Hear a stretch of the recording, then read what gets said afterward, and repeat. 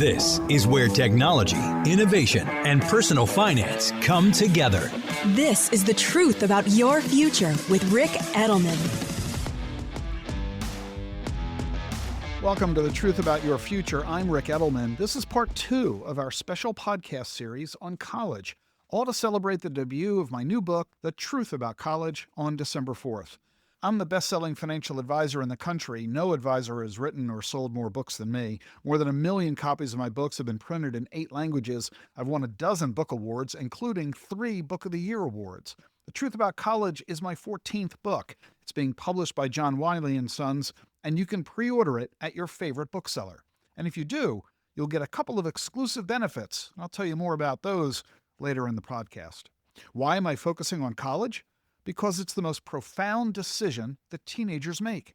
And the default decision in this country is that they should attend. It's the default recommendation by high school guidance counselors, it's encouraged by parents, and going to college is assumed by most high school students. 6 out of 10 high school seniors go to college immediately out of high school. And like I told you last week in our first episode, college is indeed the path to affluence. Almost every household in the country that earns $200,000 or more is headed by someone with a college degree. That's why I'm doing this special podcast series for you. College is a huge deal, and it does indeed make a lot of sense for an awful lot of students. But it can be the wrong choice, too. And even when it is the right choice, if the student goes about it the wrong way, the outcome can be very bad, worse than if the student never went at all.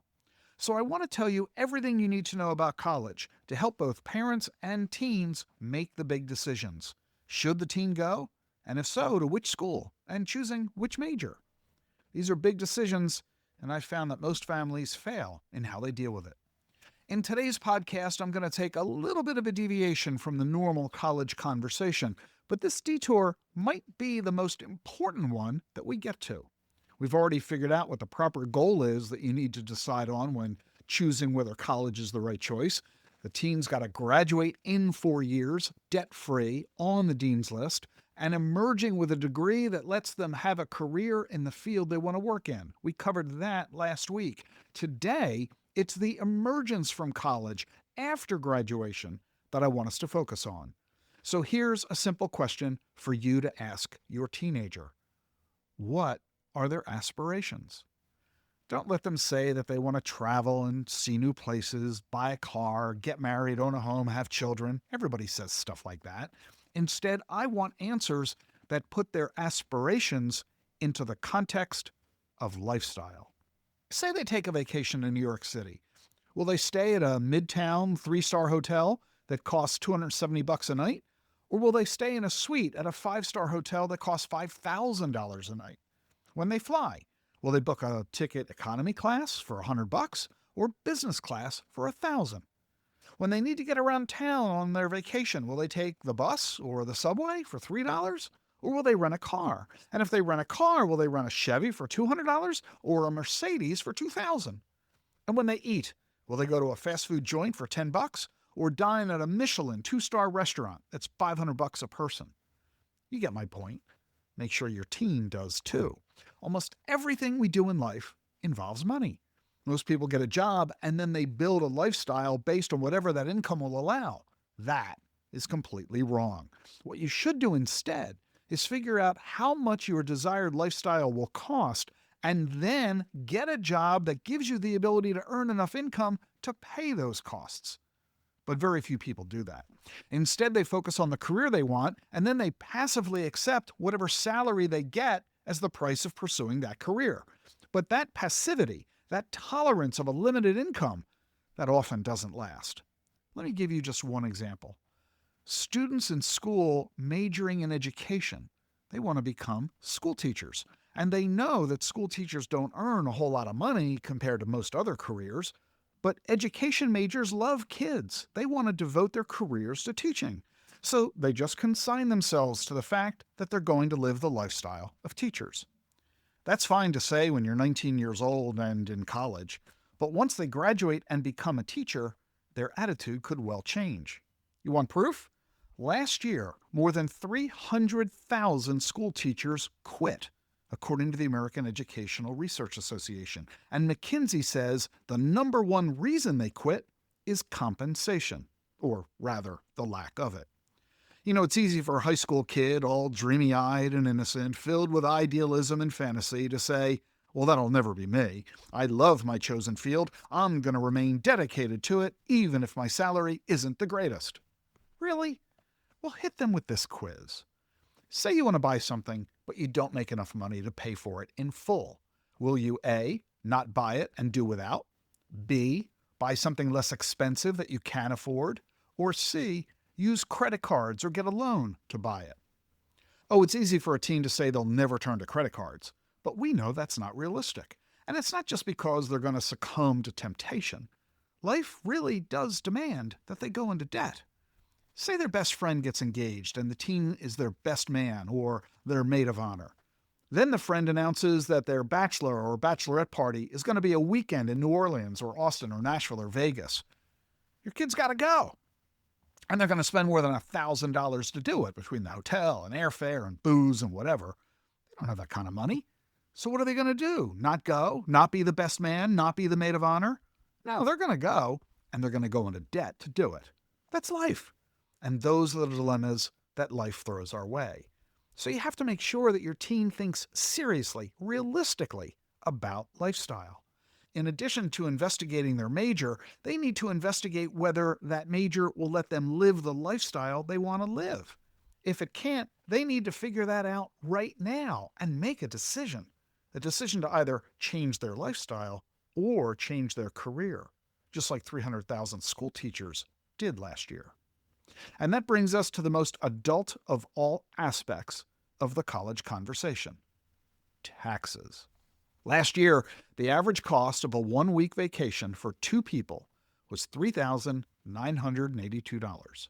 That's according to Bankrate.com. That includes airfare, hotel, ground transportation, 3 meals a day, and typical expenses for admission fees, gifts, memorabilia, and whatnot. But Bankrate got it wrong. The real cost is not $3,982. The real cost is $5,688. Why? Because of taxes.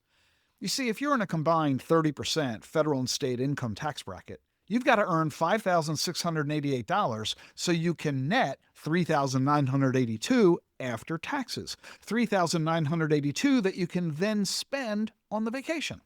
So if you want to take that trip, you need to earn $6,000, not just $4,000. So I've got a question to you. Have you ever talked to your teen about taxes? You'd better, because they think that whatever salary they earn, they'll be able to keep. You know that's not true. It's not what you earn that counts. It's what you keep after taxes. And taxes erode those earnings. Income taxes, sales taxes, property taxes, use taxes, capital gains taxes, gift taxes, estate taxes, fees and licenses. When a teen gets excited about a job that's going to pay them $80,000 a year, well, do they know they're just going to net 56? Let's go back to that vacation. If you stay at a hotel in Miami Beach, you're going to pay a 4% resort tax, a 3% convention development tax, a 2% tourist development tax, and a 1% professional sports facilities franchise tax. So even though the hotel says the room costs $400 a night, you're actually going to spend $440 a night, 10% more. And that doesn't include a 2% food and beverage tax. You've got to make sure your teen knows that everything costs more than they think because of taxes. The average new automobile is $47,542, according to Edmunds. But you actually spend a whole lot more than that. First, most states charge a sales tax. The average is 5% of the purchase price. That's almost $2,400. You also pay dealer preparation fees, destination fees, documentation fees, title and registration fees, and auto insurance. That's $2,700 alone. That brings the average cost of a new auto to $52,589. And you haven't even driven it yet. You know that every mile you drive reduces the car's resale value and it increases the maintenance or repair costs. But does your teen know that? And the cost of gasoline, parking, tolls? The average American driver spends almost $10,000 a year operating their car or truck.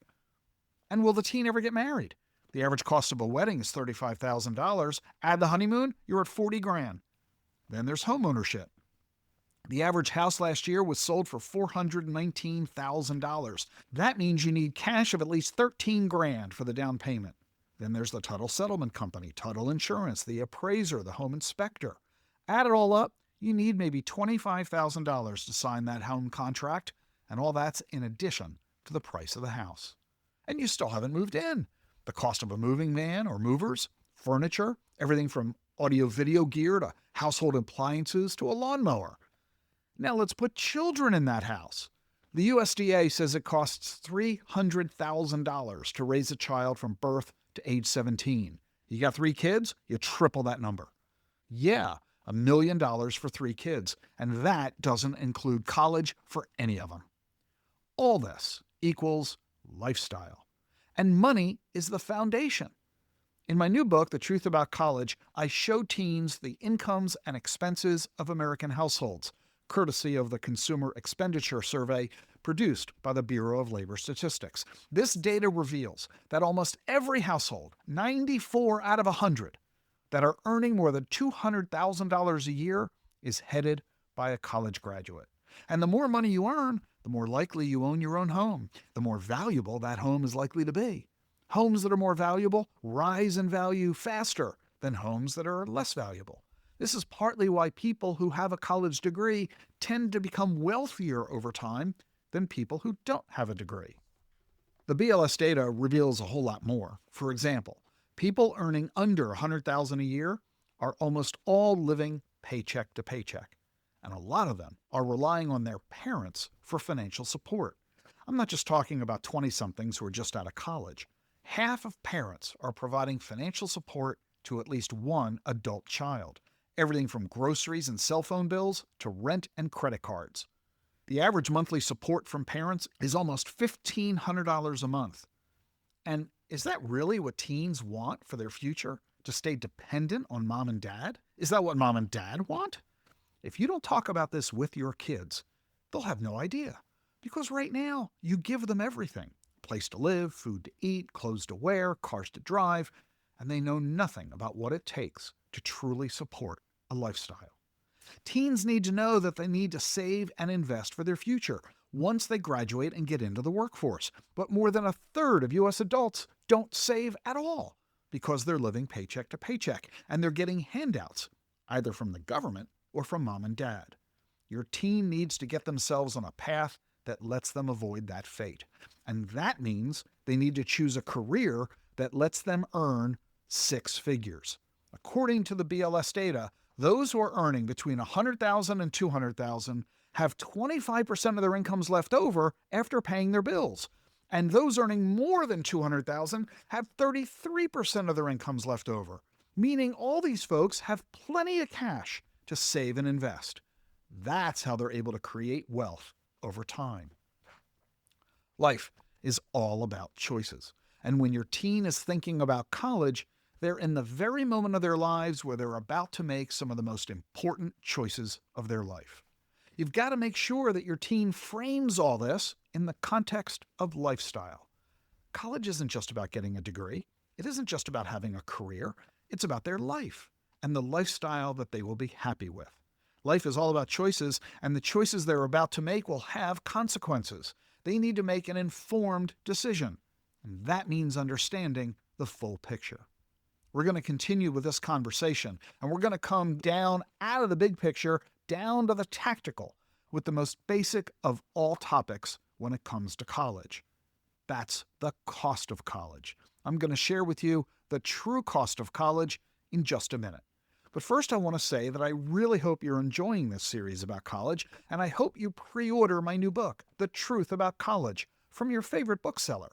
If you pre-order the book right now, you'll get a special workbook, 20 conversation starters to help adults and teens talk about college. This exclusive workbook is only available if you pre-order the book. And if you order 3 copies, hey, why not? It's a great stocking stuffer. You'll get both the Conversation Starters workbook and a special invitation to join me in a private webinar where you can ask all your questions about college. And you'll also get the link so you can watch the video recording of the webinar anytime you want in case you can't join live. And if you're a financial advisor, you can get big discounts on bulk orders. The book is a perfect holiday gift for your clients. Same goes if you're an educator or guidance counselor to get this book into the hands of your students. To get these special offers, just click the link in the show notes. So let's continue and talk about the true cost of college. I'm amazed at how often parents and teens focus only on what school to go to and what major to select. They spend very little attention on how much that school, how much that major will cost, almost as though it doesn't matter or that it's inevitable. Or, and I've seen people say this, the more they spend, the better their child's life will turn out to be. Well, yeah, maybe that's true if the teen is going to go into a career at a private equity firm where they love to hire grads from Ivy League colleges. Maybe you can convince me that whatever you spend on the degree is worth it. But if you're going to be a school teacher or a nurse or an HR professional, I assure you, where you get the degree makes no difference to your future employer. That means you need to pay a lot of attention to how much the degree costs. Most college students are not entering fields where the school or the major give them an edge in the job market. So we need to focus on the cost of college so that you and the team can make good financial decisions. To receive the college degree, the teen has to obtain 120 college credits. Generally, you get college credit every time you get a passing grade in a qualifying college course. Most courses give you 3 college credits, and the grades you get, they're the same as high school, A, B, C, D, or F. Most colleges offer 2 semesters a year, fall and spring. So think about it. 2 semesters a year, 5 classes per semester, 3 credits per class. That means you earn 30 credits a year, and you need 120 to graduate. So that means it'll take your teen 4 years to get their degree. Okay, that's the cost of getting a degree in time. Now let's look at the cost of getting the degree in money. The least expensive colleges in the country are operated by state governments. The average cost of tuition for in-state students for tuition and fees, meaning for students who live in the state, in-state students, it was $406 last year. That was per credit. Since each class gives you 3 credits, that means each class really costs $1,218. That's per class.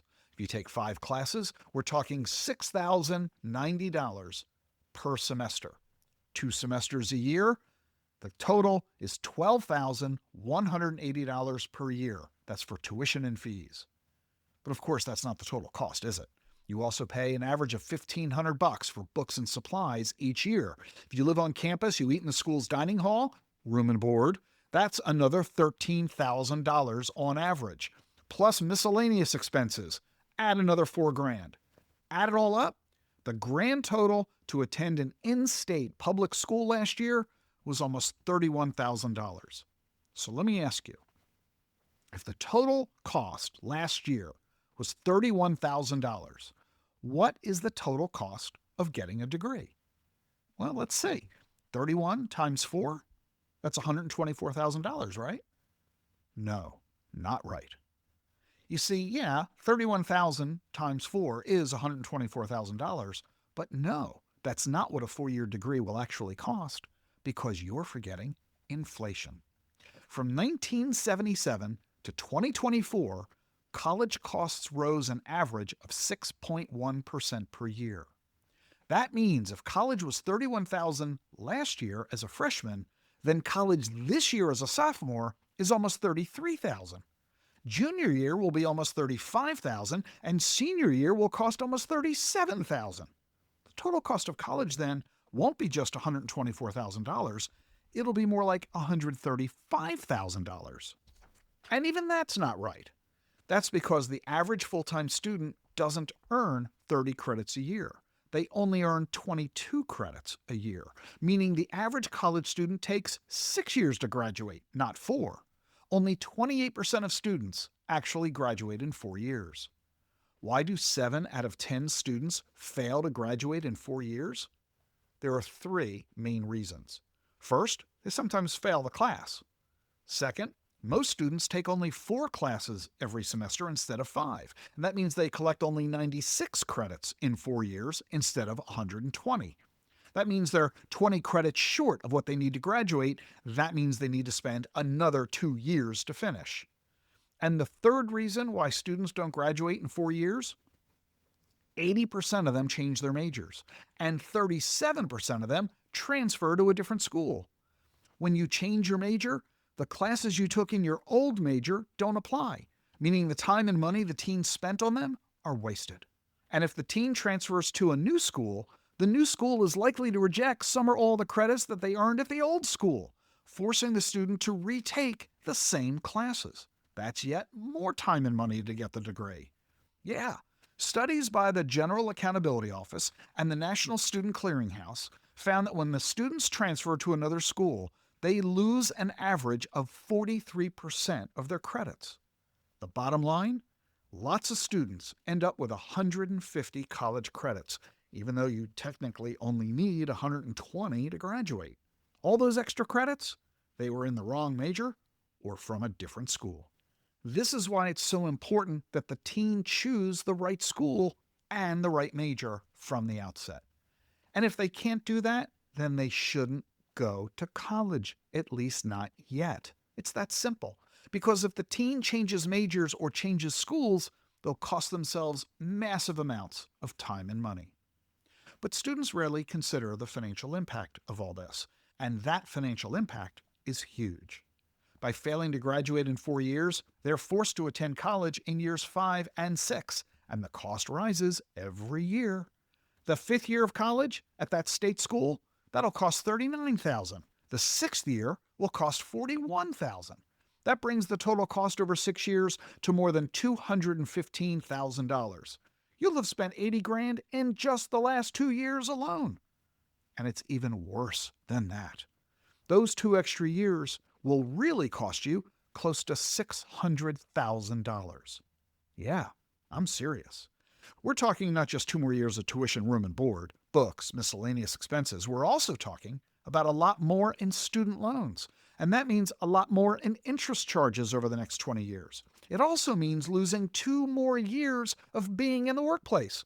Instead of graduating at age 22, graduation is now not until age 24. Say the graduate earns $50,000 in their new job. By delaying graduation for 2 years, that translates into 2 years of lost income, 2 years of lost savings and investments. By my calculations, graduating in 6 years means that teens will have, in retirement, nearly $600,000 less than the student who graduated in 4 years. And all this gets even worse if the student goes to an out-of-state college or to a private college or university. The average cost for an out-of-state student at a public school was $55,000 last year. Getting the degree in 4 years costs $241,000. And if it takes 6 years to get the degree, the cost is $385,000. And that's not the most expensive. Private colleges and universities are the most expensive of all. An average of $67,000 last year. Over 4 years, that's nearly $300,000. Over 6 years, it's almost $400,000. Oh my. Okay, everybody, let's take a deep breath. It should be obvious by now. We cannot let the student overpay for their degree. But what do I mean by don't overpay? First, get those 120 credits as fast as possible, because the sooner you finish, the less you pay. And the sooner you finish, the sooner you can enter the workforce and start earning an income. That's why I finished college in 3.5 years. Second, choose as inexpensive a school as possible. Third, select a major that leads to a high-paying job. But choosing an inexpensive school and a major that leads to a high-paying job, well, those require a lot more conversation, and I'm going to do that for you next week. In the meantime, please support this series by pre-ordering my new book, The Truth About College, from your favorite bookseller. And click the link in the show notes, because if you do pre-order the book right now, you'll get a special workbook, 20 conversation starters to help adults and teens talk about college. This exclusive workbook is only available if you pre-order the book. And if you pre-order 3 copies, hey, it's a great stocking stuffer, you'll get both the Conversation Starters workbook and a special invitation to join me in a private webinar where you can ask all your questions about college. You'll get the link so you can watch the video recording of the webinar anytime in case you can't join live. And if you're a financial advisor, you can get big discounts in bulk orders. The book is a perfect holiday gift for your clients. Same if you're an educator or guidance counselor. Get this book into the hands of all your students. To learn more about these special offers, just click the link in the show notes. Join me next week for our 3rd episode of the special podcast series, where I'm going to help you deal with the most important college choices your teen will make. See you next week. And in the meantime, please share this podcast with all the parents and teens you know. Increased awareness and actionable intelligence about the forces that are shaping our world. This is The Truth About Your Future with Rick Edelman.